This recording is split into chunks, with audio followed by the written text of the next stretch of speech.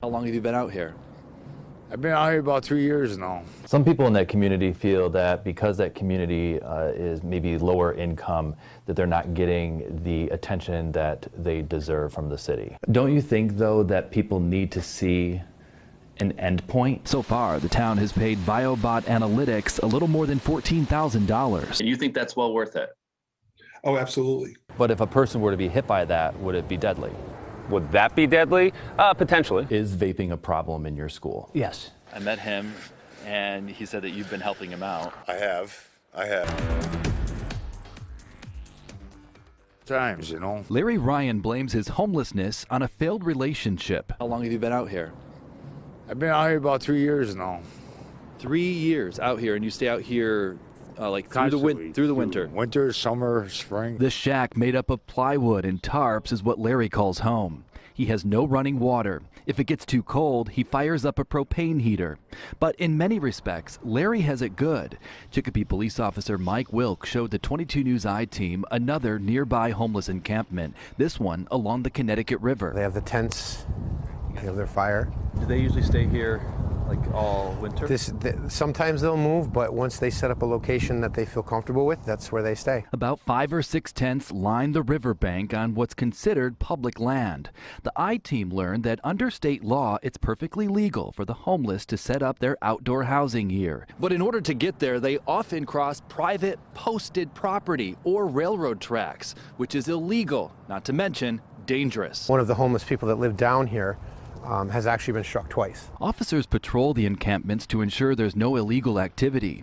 They also offer these men and women rides to a shelter when the temperatures dip dangerously low, but that doesn't mean they'll accept. Bill Miller is the executive director of Friends of the Homeless in Springfield. If somebody has sunk to that point, and as you know, we see young people doing that,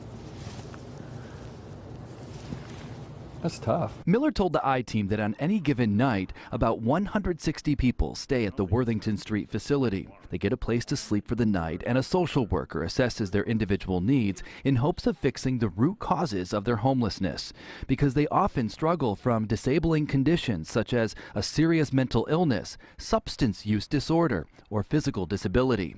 Miller calls them survivors. It's impressive to me if all you have left fits in a drawer under a bunk, and you get up and keep plugging away the next day. I mean, you're going after something. What's it like here for you? Sucks.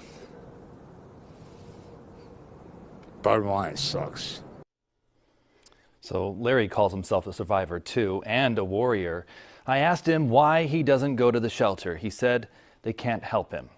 Officer Wilk told me that they make a point to check on him often. By the way, today is Giving Tuesday. I posted information at WWLP.com on ways you can help our local homeless population. I'm Don Schiffman, working for you on the 22 News I-team.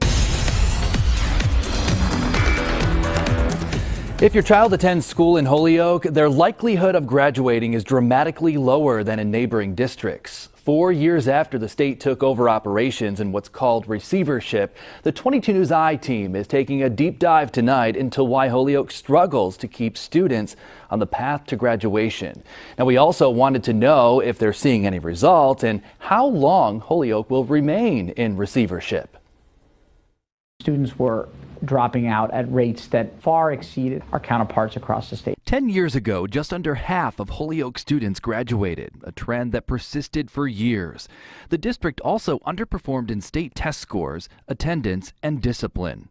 Receiver and Superintendent Dr. Steven Reich said that Holyoke's numbers were so alarming that the state made the rare decision to place the district in receivership, citing chronic underperformance. Providing additional resources and support that not only will there be an improvement in performance, but that there'll be structures and systems put in place that will allow the school district to thrive. Holyoke is seeing some solid improvement. Holyoke's graduation rate jumped 20% last year, but it still lags behind neighboring cities. The 22 News I-team researched the numbers. We compared Chicopee, Springfield, and Holyoke graduation rates from 2018, the latest numbers available. Chicopee's graduation rate ranked highest at 81%, Springfield 77%, but Holyoke lags behind with a 72% graduation graduation rate. Not only is that number below locally, it's also below the state average. So these numbers seem pretty dramatic. Why does Holyoke lag behind? Our schools needed to adjust to a shift in population over the last decade plus. Some of that is around language. Nearly 80% of the school population is Latinx. Zreich said English is a second language for many students. So to help them succeed, the district implemented a variety of new programs that tailor education for individual students. Don't you think, though, that people need to see an end point?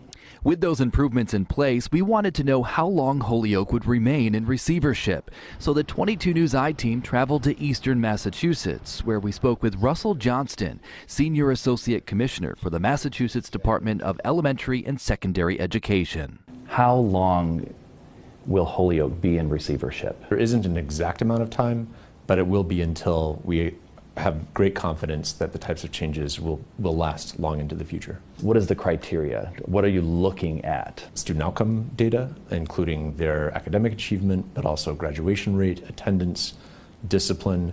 And then we're also looking to see how well the district systems are functioning. So again, I pressed both Johnston and Zreich on the length of receivership. Neither would give me a time frame there, but it is worth noting that the Lawrence School District is in its 9th year of receivership. Bottom line, their goal is to continue to improve the graduation and dropout rates at Holyoke. These Christmas lights will put most people in the Christmas spirit, but not for some FedEx customers. In fact, they're worried they won't get their packages in time for the holidays. And they blame the FedEx processing center in Chicopee. 4, 5, 6. One by one, the emails keep coming. Viewers contacting the 22 News I-team attempting to get answers as to why their packages aren't being delivered.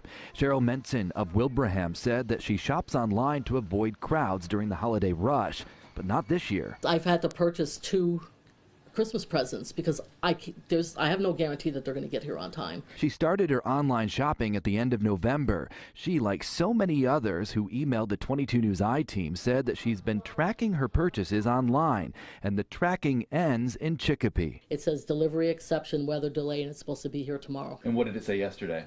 A delivery exception, weather delay. He keeps tracking it on the internet, and it's sitting in Chicopee, and it's been there since last Tuesday. Linda Hughes also lives in Wilbraham. Her front stoop sits empty. She, too, is waiting for a special delivery, a present from her son for Christmas. He said he's going to be the only one at Christmas Eve without a present for his mom. The 22 News I-team stopped by the Chicopee FedEx Center. During the course of 10 minutes, we witnessed 9 delivery trucks coming and going. In a statement to 22 News this past Friday, FedEx admitted that they were experiencing historic package volumes and asked for patience as they work with their local service providers to implement contingencies such as securing additional resources in an effort to ensure holiday deliveries are made as soon as possible. So again, we received dozens of emails from angry FedEx customers. As for Hughes, she says her son reordered that gift for her, but she says it still sits in limbo at that processing center in Chicopee. In Chicopee, Don Shipman working for you on the 22 News I-team. All right, people living in Springfield's North End say that they're sick and tired of dodging orange cones along a busy thoroughfare there. They contacted the 22 News I-team to find out why sinkholes continue to form along Riverside Road. When it rains, it pours for people living off of Riverside Road in Springfield. This North End neighborhood has dealt with sinkholes in the road and sidewalk for years. How long have you lived here? I've been here 5 years. And how long has this been going on? That's been going on before I even got here. It's not only frustrating, it's also dangerous. Gennaro Arroyo's son, Andrew, is disabled and uses a walker. Arroyo tells the 22 News I-team that they're forced to use the street to maneuver around the blocked-off sinkholes. That puts me at jeopardy of getting hit by a car to make sure he doesn't get hit. Do you feel like the city isn't paying attention to you? We're down here in North End. No one cares about the North End. No one does anything for North End. Some people in that community feel that because that community is maybe lower income, that they're not getting the attention that they deserve from the city. Well, I very much disagree with that. Chris Signoli heads up Springfield's Department of Public Works. He says the city embarked on a multi-million-dollar infrastructure project on the south end because the problems there were more obvious to address. The north end has been more problematic. We've been going back and forth, geotechnical engineers, soils engineers, water and sewer, us doing all this investigative work. Under the street is a web of pipes for water and sewer, the gas and power companies, and the city's flood control system, which is governed by the Army Corps of Engineers. Signoli showed the 22 News I-team his department's correspondence with the Army Corps of Engineers, where DPW outlined their plan to fix the sinkhole problem. How long is it going to take to get what you guys want to do approved by the Army Corps of Engineers? Well, and that's the stage that we're in right now, is to get their final approval of issues related to what we see out there, and that's what we're hoping to get done in the next few months. But for people who live in this neighborhood, they'll believe it when they see it. I grew up on this street as a kid, and as an adult now I'm here again, and it's just like everything gets done out of the city, other places in the city. So again, we could have a better idea of a time frame in a few months from now if the Army Corps of Engineers approves DPW's plans. Now, as for the cost, Signoli tells me that that'll land between $6 and $8 million. The 22 News I-team will stay on the story. And now to a 22 News I-team follow-up here. Western Massachusetts covered in a thick blanket of snow tonight, but that's putting more strain on the area's homeless population. Yesterday, we took you inside a homeless encampment in Chicopee, and tonight we went back to see how they're managing in all this snow. Ain't much out here, really. This is it. Day by day. We first met Larry Ryan of Chicopee nearly 3 weeks ago. Larry showed the I-team where he lives, giving us an idea of what it's like to live in a homeless encampment of outdoor homes built out of plywood and tarps. It's not easy out here, especially in the winter times. On the day of that interview nearly 3 weeks ago, the sun was shining with temperatures in the low 50s. So the 22 News I-team went back to see how Larry is coping now that Western Massachusetts saw its first major snowstorm. You know, I'm still there. I'm still alive, obviously, you know. Just bundle up with a bunch of blankets and, you know, like I said, I got the heaters up there and stuff. I met him, and he said that you've been helping him out. I have. The man we're referring to didn't want to be identified for fear of embarrassing his family. The 26-year-old showed us inside the structure he's been calling home for the past month. And you added the insulation in here. Yeah, I had to. But this is his last evening here. He's proud to say he's moving into his own apartment while giving credit to Larry for helping him to survive. He was always there to, like, show me that there's somebody else here. You know what I mean? There's somebody else here going through the same thing I'm going through. Everybody should know Larry. Larry's a good guy, man. What do you plan to do? You're going to stay out there the whole winter? Yes. No one can convince you otherwise. I'm not going to no shelter, no way. I've done that, tried it. Like I said before, done it, tried it. Not doing it. Not doing it. I'm like Grizzly Adams out here, man. You know? He has that sense of humor. Well, a rep with the Friends of the Homeless in Springfield said that they take in as many as 160 people visiting their Worthington Street facility each night.